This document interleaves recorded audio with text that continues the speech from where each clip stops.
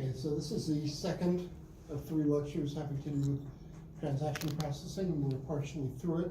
Just as a reminder, there is a project, the Index Manager project is due tomorrow, and some slides I had said Thursday, May 24th, but like all the projects, it's due on Thursday, and tomorrow is Thursday, May 23rd, so that's the due date. We have 3 weeks on that because of the midterm. And again, as I've emphasized, it's good, at this point, you've chosen to use your own code or our code. Using our code would mean that you won't have any bugs haunting you from project 2, but it's up to you. And again, as a reminder, neither the leaf nor the non-leaf pages of an index are the same as what you did in RDFM, so it's a good idea not to use either. I'll also give you a reminder, Monday, there's no class because it's Memorial Day, so it's a holiday, so if you come in, that's great, but I won't be here. There's a final exam that's on Wednesday, June 12th, 4 to 7 p.m. So it's a 3 hours long final covering everything in the entire term and all the stuff inside the projects. If your teams need to change, and I have a possible proposed team for you for project 4, but I'm checking with the people on that team. If your teams need to change, please let me know as soon as possible. If people have withdrawn from class or there are other issues, please let me know ASAP. As soon as possible. You can bring in, again, the usual cheat sheet, just one, 2-sided. You don't have to bring a Scantron form. Unlike 180, there is no multiple choice part of this exam. There may be true-false questions as there were in the midterm, but there won't be a Scantron sheet needed. And I will post a previous final. I'll probably post it early next week rather than this week, since there's material that we haven't quite gotten to yet that exists on that. And now, let's get back into the meat. Before I start on this, I'll remind you, we talked about there being multiple levels that you can use for locking according to a hierarchy that was on this previous slide. And if you're going to be locking a table, then you have to be careful that nobody else locks the tuples in a conflicting mode. So we spent a little bit of time talking about the notion of these intention locks, IS or IX, and SIX is a combination of S and IX, and this was the matrix that corresponded to that. What I mentioned is that there are many systems you can explicitly ask for a lock at the level of a table or something like that. Of course, then you'll have to wait until you actually can get that lock. But also in many systems, there's what's called lock escalation. And what lock escalation means is that if the system sees, it'd be a lot easier if I just lock this entire table as opposed to locking, tuples one at a time, it may end up doing that for you. That is completely transparent to you as an application writer if the system ends up doing that, except as usual for performance, which ends up getting affected. On the other hand, if you're explicitly going to ask for a higher granularity lock, that's something that you do as an application writer, and you deal with the consequences. And now a reminder of something that we already discussed, so I won't spend that much time on it. There's this notion of the phantom problem, and serializability prevents the phantom problem, but for example, repeatable read does not. And the general idea is that when you lock what's there, not what isn't there. And so in this particular case, you had 2 transactions, T1 and T2. T1 was looking for the oldest sailor who had rating 1 and rating 2. And it finds the oldest sailor with rating 1. And then it goes on a little bit of a break. It gets descheduled to somebody else's running. It hasn't found the oldest sailor with rating 2 yet. And there's a transaction T2 that comes in, and it does 2 things. It inserts a tuple that has an older rating in rating 1 than the oldest sailor that T1 found. And T1 didn't lock that sailor because that tuple didn't exist. So there was no lock on something that wasn't there. T2 also deletes the oldest sailor who is rating 2. But again, that wasn't locked by T1 because T1 didn't get to the rating 2 sailors. And now you have a result from this execution where everybody's been locking appropriately the things that they found, but neither T1 followed by T2 works, nor T2 followed by T1. These are the only transactions in this instance. Because what ends up happening is T1 doesn't find the cell where T2 inserted because it wasn't there and it wasn't locked. And T1 does find that the tuple that T2 deleted is gone because T2 completed the deletion before T1 did. T2 didn't lock anybody with rating T2 because it hadn't gotten to that yet. So you have a non-serializable execution that corresponds to neither T1 before T2 nor T2 before T1. And our locking approaches didn't end up dealing with that. So the story is that basically there's a dynamic problem that T1, as it's looking through all the sailors who have rating 1, I'm locking tuple by tuple by tuple. I'm locking all the tuples that have rating 1 that I can find. I'm not locking the tuples that aren't there. So what you need to be able to do is to enforce some kind of way that no phantoms show up. That when T1 is executing and looking at all the sailors with rating 1, that's going to be all the sailors that have rating 1 by the time you end execution, by the time T1 ends up committing. So basically, this conflict serializability, which is what you get, doesn't guarantee serializability. You have an execution that doesn't have any problem with the conflict serializability problem, but it does have a problem with serializability because there's a dynamic change to what's going on. So here's an approach which I briefly mentioned before, and now I'm longer going to mention it as opposed to just briefly mentioning it, about how to deal with it. So let's assume that there is an index on the rating field. And then what you can do is you can lock the index page that has ratings 1. If there's only one of them, you just lock that page. If there's more than one, let's say you lock the place where the insertion would be done, or you lock all of them. Okay, and so basically what you're doing is by locking that, getting a shared lock is enough. You're preventing somebody else from updating it. So the phantom can't occur.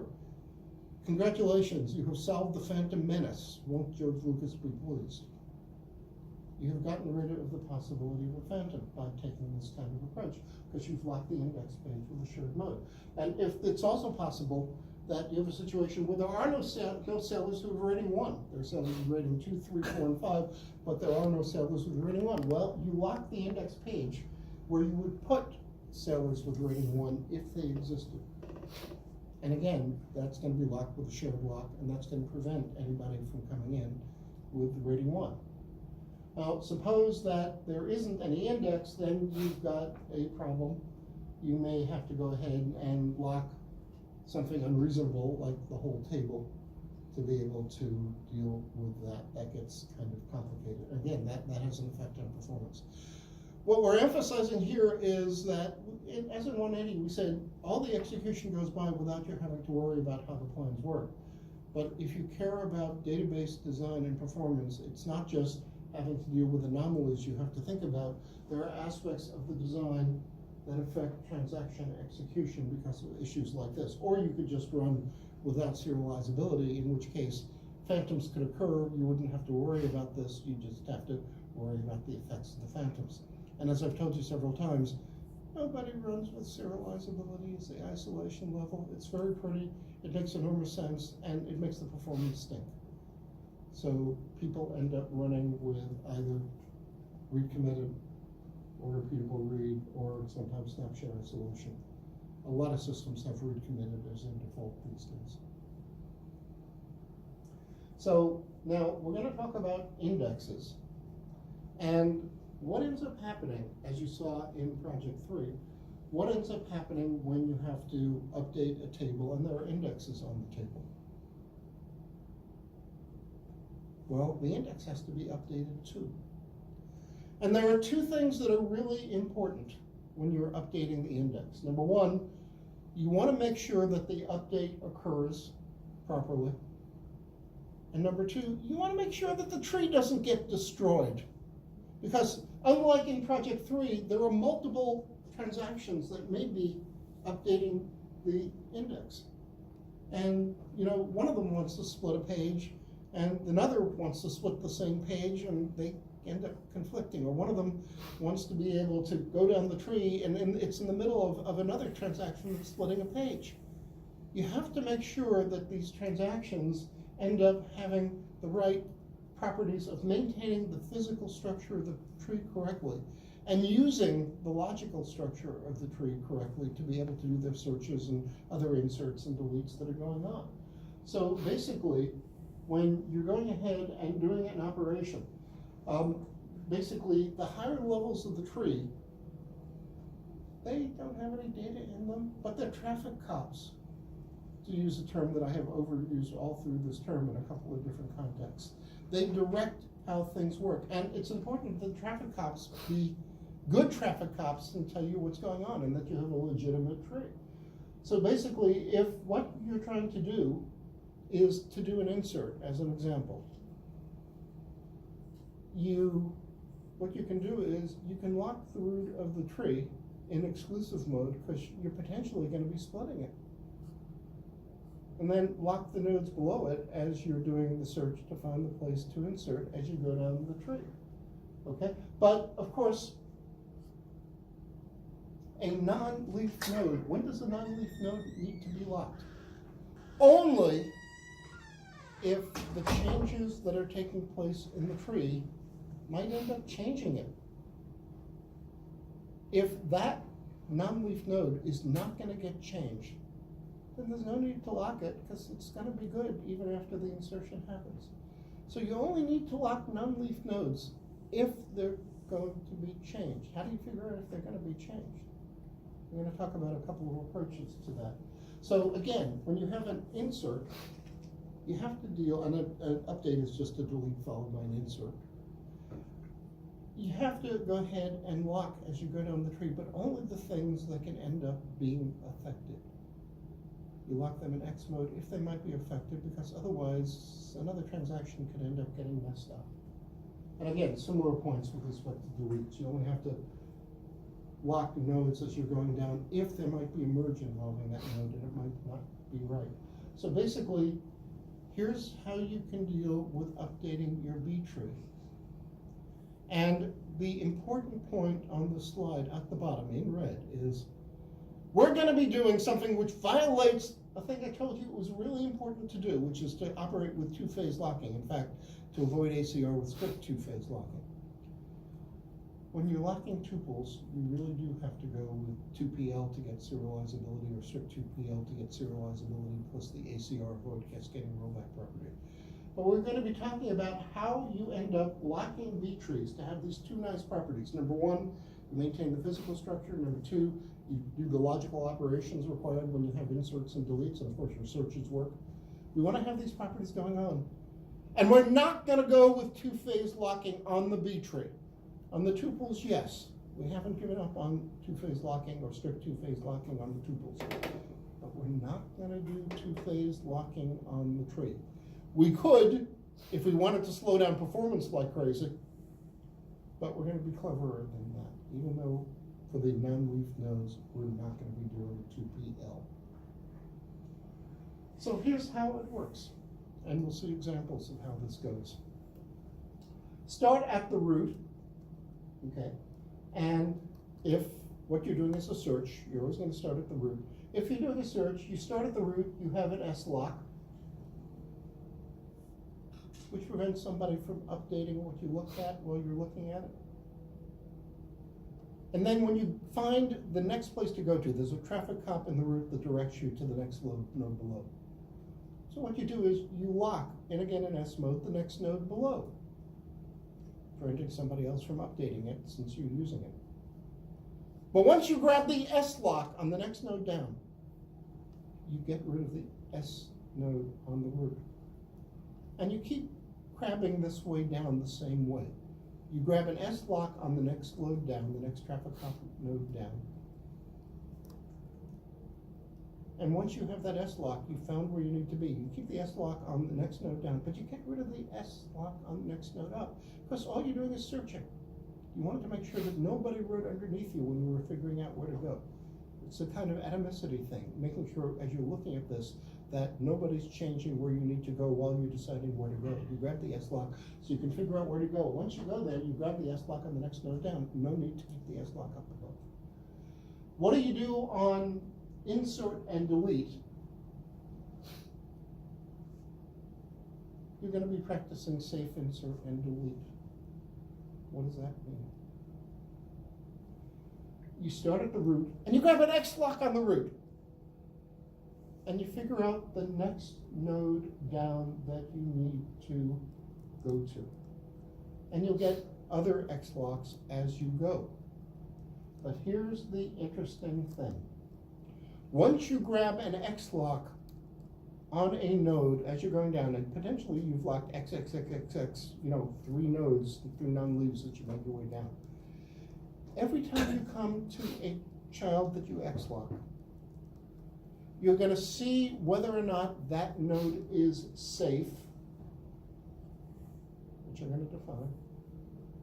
And if that node is safe, meaning all that safe means is it's not gonna cause trouble for its parents. A safe node is a node that's not gonna cause changes to happen to its parents, no matter what happens to it. So again, concept, a node is safe if its parents aren't gonna get messed up by what happens at that node. So what do you go ahead and do? If you decide that a child is not gonna cause any trouble for its parents, all of its parents that have been X-locked, the X-locks get released. Because if that node is not gonna cause any trouble for its parents, hoo-ha, its parents are fine. They're not gonna get awakened at 4 a.m. by a call from the cops or anything like that. It's okay. So what's a safe node? A node such that any changes that happen in that node won't propagate up. So what does that mean in the case of an insert? If you have a node where you're inserting data, and there's room in the node, if there's has to be a split below it, then that node is safe. If there's room in that node where it's not going to cause its parents to split, it might have to have changes, but its parents won't have to split, then that node is safe. And you don't have to have an X lock on its parents because it's not going to wake them up at 4 a.m. with a problem. Okay? So it might be have to X lock here, have to X lock here, it's full, there's no room in it. Have to X lock here, it's full, there's no room in it. I get down to this node, I do an X lock here, but there's no more room. So my insert, even if the kids below cause trouble for this node, it won't propagate up any higher. So you can release the X locks. We'll go through examples of this, of the things above. Okay? So if a node is not full, it's safe. It can, meaning by not full, it means if there's something that propagates from below, there's still room to be able to put the description of the node down below. There's room for another traffic cop, right? Traffic cop and page value. So as long as I can have a page reference and a traffic cop in, I'm okay. What does safe mean for delete? I'm not going to have to modify things with a merge. So basically, if I have or steal. So if I have a situation where I come to a node, and that node is not half empty. That node has more than half empty. Then if I have to have a deletion, it's going to be okay. The worst that happens is it ends up after that deletion that's half empty. So I'm not going to have to deal with a merge at that node. So both for an insert and a delete, this notion of safe is, I may have to describe changes, putting something in, getting rid of something, but it's not going to propagate, cause trouble up the line for parents and grandparents and so on. So as long as I grab my X lock on node in the path down from the root, where it's not going to cause trouble up the line, I keep the X lock there because I may have to change it if its kids cause trouble. But I'm not going to cause any trouble for the parents up above, so it's okay. And hope that's clear, but we're going to go through an example. So what happens? Suppose that we're searching for 38. Well, we've done this before. What we're going to do, and there's a banana on the left, which is part of the tree. We're not showing you the banana. Okay. I'm starting off at the root, which is A, and I want to search for the 38, so I go to B. 38 is going to be greater or equal to 35, so I go to C. Okay, 38 I'm gonna be directed to the right, because again, I'm gonna go for something that's greater than 38 and less than 44, so I get to D. But what blocks do I have as I did this? I first get a shared block on the root. Then I get which is A, I get a shared block on A. Now I get a shared block on B, and I drop my shared block on A. This is a search. I'll only have a shared block on one node at a time. Well, for a short period too, but then I get rid of the other one. Now I go to C, I grab my shared block on C. I get rid of my shared block on B. It is not two things. And now I grab my shared block on D, and I drop my shared block on C. And I see where the 38 is due, and I get the data, follow the entries for 38. And that's how that one works. Please interrupt me if there are questions about this. Now let's see what happens when I delete 38. Well, I grab my X lock on the root. I'm deleting, so I need an X lock. Now I go ahead and I see whether or not, B. I'm going to grab my X lock on B. Is B safe? No. It's not more than half full. If I had to delete that 35, it was going to propagate up to A, where the merge would propagate up to A. So now I go to C. Is C safe? By the way, just to see this, I have an X lock on A, I have an X lock on B. Now I get an X lock on C. Is C going to be safe? Yeah, C is going to be safe. I can go down to only having one thing in C, and it would be all right. C is safe, so I grab my X lock on C. I had an X lock on A, on B, on C. As soon as I grab my X lock on C, I release my X locks on the parents A and B, going up the tree, B and then A. Cool. It's good to be able to fly up the tree as well as go down it. Backward pointers are helpful, or a stack or something. Okay, now I go down from C to D. Is D safe? Yeah. So I can drop my X lock on C, and I can do the deletion. And the only X lock I have while I'm doing that is on D. Next, I want to insert 45. Grab my X lock on A, grab my X lock on B. Is B safe? It wasn't when I did my delete. Is B safe? Yes. It wasn't safe for delete, it is safe for insert. It's not the same thing. Safe means I'm not going to cause any trouble for my parents when the operation happens. I can deal with it. B is not safe for delete, because if the 35 went away, I'd have to propagate the merge out. But it is safe for insert, because even if something had to be put into B, there's room. So the exclusive lock on A gets dropped. Now I go down to C. I still have an exclusive lock on B. Is C safe? No. If something had to be put into C, if it had to get modified by the work that's below, it would propagate that up to B. So I have my lock on B, I have my exclusive lock also on C, exclusive locks on both B and C. But I have to keep my exclusive lock on B because C is not safe. Now I get to D.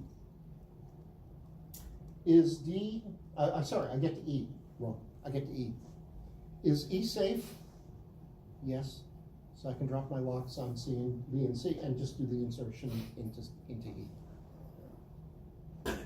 Finally, suppose that I want to be able to insert 25. This is the interesting one.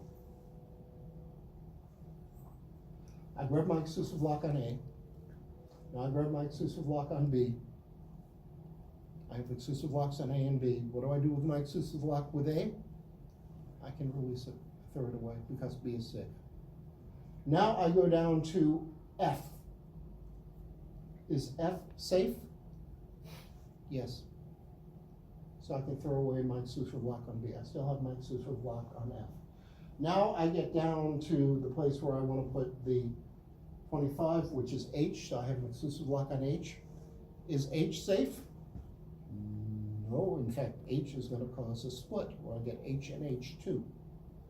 Fortunately, I have kept my exclusive lock on F. I have exclusive locks on both F and H.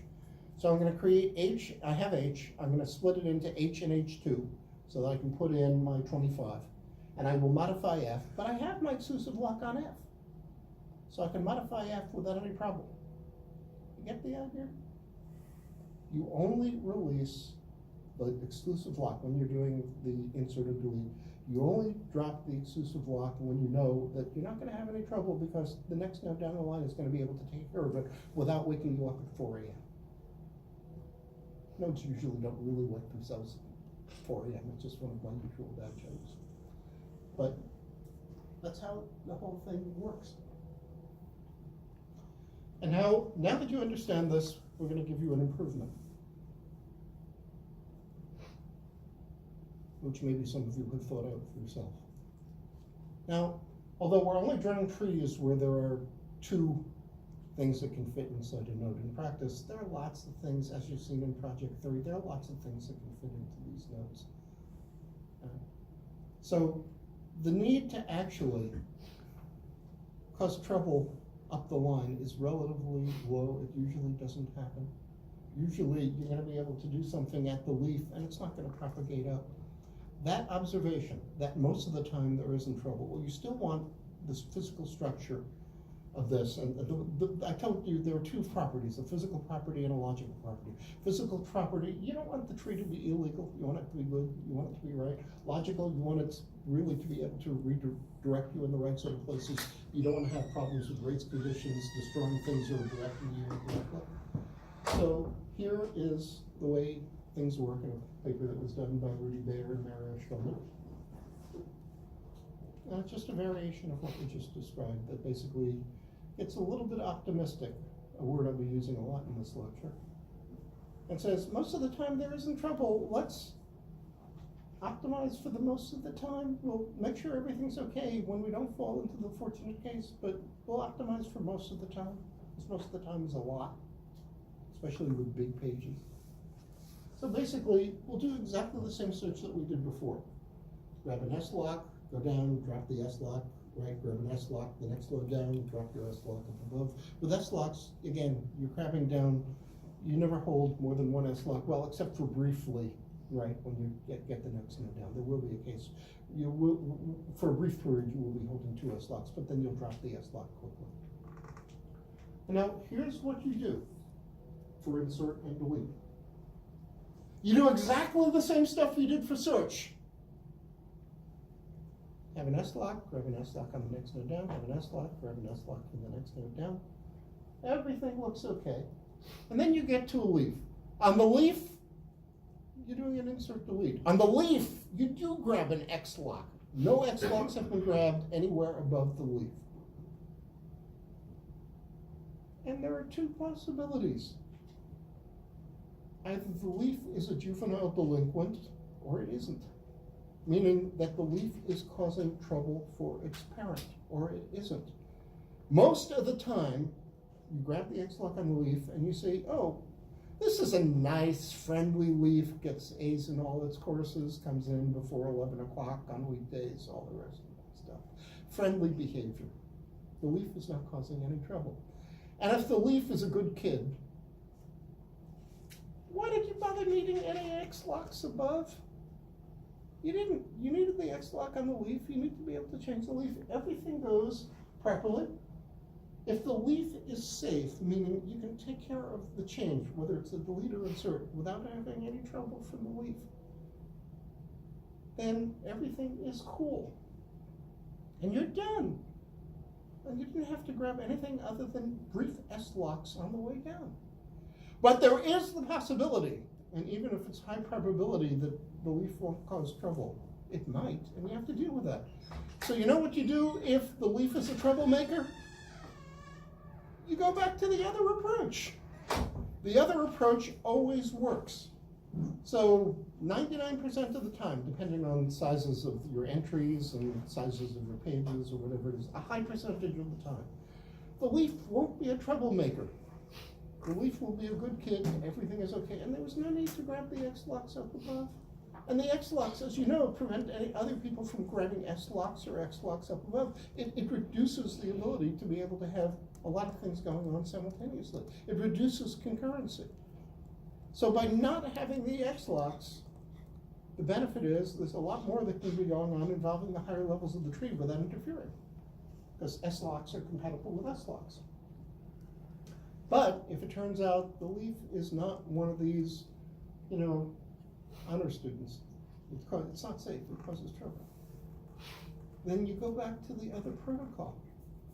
And the other protocol, even if you're doing this protocol most of the time, the other protocol will guarantee that you'll be able to do your insert update, but you'll have to do more X locking as you go down to be able to do it. So this protocol combines the previous protocol together with optimistically saying most of the time the kid down below is okay. And mixing these two together works fine. Okay? So it gambles that only the leaf is going to be modified. Okay? And in practice, it ends up being better than the other algorithm question.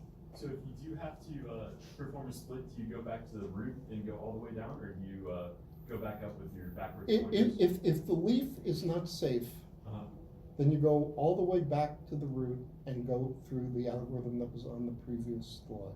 Okay. You don't go up the tree, you only go down the tree. You can't go backwards to be able to do this because, again, you couldn't get into serious trouble. We can go through some examples where you run into trouble if you do that. The trouble is you'll have to split something where somebody has made assumptions about it being correct and you're busy mucking with it. You only go down, you never go up. But there's no reason, if you magically end up getting in the right place on the leaf and everything is cool, there's no reason why you need to capture locks on the way down because everything's cool, it's safe. But you do grab an X lock on the leaf.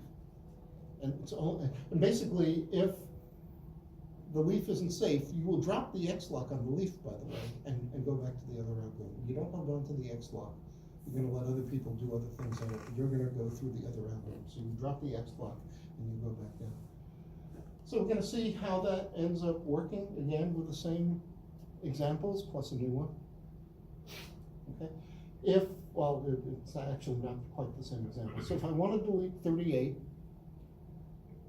in this algorithm, I'm just going to go ahead and get a shared lock on A, then I get a shared lock on B, dropping the shared lock on A. Then I get a shared lock on C, dropping the shared lock on B. Right? Then I get a shared lock on D, dropping the shared lock on C. Is D safe? Yeah, I'm doing a delete. D is safe. I have my X lock on D. I can drop my shared lock on C and do my operation on D, and I delete the 38. That was easy. No X locks kept, except on the node that I had to modify it for loop. What happens when I want to insert an entry for 25? With this variation of the algorithm, I get my shared lock on A, grab my shared lock on B, dropping the shared lock on A, grab my shared lock on F now, dropping my shared lock on B. Okay. And now I'm going to head down to H. Is H safe? I'm doing an insert of entries for 25. Is H safe? Nope. I have my X lock on H. I have dropped my shared lock on F. But now I'm going to have to go back to the other algorithm starting at the top. So I drop my X lock on H and I go through the other algorithm on the previous slides, go through the top to do it. Okay, what about if I'm inserting entries for 45 into the tree as shown here? Shared lock on A, shared lock on B, drop the shared lock on A. Okay, shared lock on C, drop the shared lock on B. I go ahead and since E is a leaf and I'm doing an insert, I grab my exclusive lock on E. Is E safe? Yes, I can drop my shared lock on C. And I can put the 45 entry into E. It's no problem as far as that goes. I can do it. Next. First I'm going to insert 45. Well, I just did that. You know what happens. Now I'm going to insert 46. So inserting 45, just very quickly, shared lock on A, grab shared lock on B, drop shared lock on A. Shared lock on C, drop the shared lock on B. Okay, go ahead, grab my exclusive lock on E, drop my shared lock on C. Put in the 45, now I've got the 45 in there, did that, drop my exclusive lock, I'm done. I dropped my exclusive lock at the end of the transaction, by the way. I only drop that exclusive lock at the end of the transaction, because it may have to get undone. So it's non two-phase locking, but when something gets written, I'm gonna only drop in the index as well as, on the tuples at the end of the transaction, tuple pages. But now, after inserting 45, I don't want to insert 46. Well, we're gonna do the same thing that we did. We start at the top, get a shared lock on A, shared lock on B, drop the shared lock on A. Shared lock on C, drop the shared lock on B. And now E, remember, has 44, 45 in it. Is E safe? I get my exclusive lock on E. E is not safe. So to insert the 46, I'm gonna have to do the algorithm starting at the top, the other algorithm, the more pessimistic version of the algorithm. And that's how it will work. And I will end up splitting E into E1 and E2, which in turn will make C split into C1 and C2. And I won't have to split B. But again, what's gonna happen when I do that, if you recall the other algorithm is, I will be getting my exclusive lock, I will be getting my exclusive lock on A, then my exclusive lock on B. I'll drop the exclusive lock on A, because for the inserted 46, B is safe. I'll grab my exclusive lock on C, but I will keep my exclusive lock on B. I will get my exclusive lock on E, which has 44, 45, and again, I will have exclusive locks on B, C, and E, which I'll need to be able to create E and E2, and then to create C and C2, and then change B so it can reference C and C2. Questions on this? It's all very straight and logical if you get the idea. If you don't, but we've gone through the examples so you get the idea of how this works. Emphasis. I went through all this stuff saying never release a lock until you're done with the transaction, and that's true of the exclusive locks for the tuples that you write. But I am dropping my exclusive locks a number of times, and shared locks a number of times in this transaction. I will be keeping, in the last example that I gave you, I will be keeping my exclusive locks. There are games you can play, but when I put in the 46, I'll keep my exclusive locks on B and C and E until the end of the transaction. Although again, there are various games I can play on that I'm not going to go through, because there are changes that I made in this transaction. But I will mention one interesting subtlety.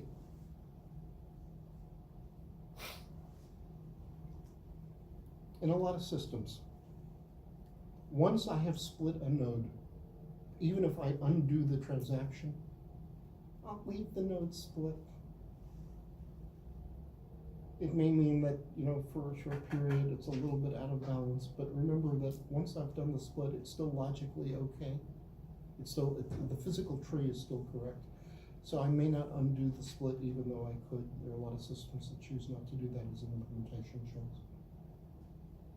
Okay, so remember, there's a physically correct tree, and the split actually makes it physically correct. It's logically correct, directing you in the right place. Having done the split, I have the tree a little bit out of balance.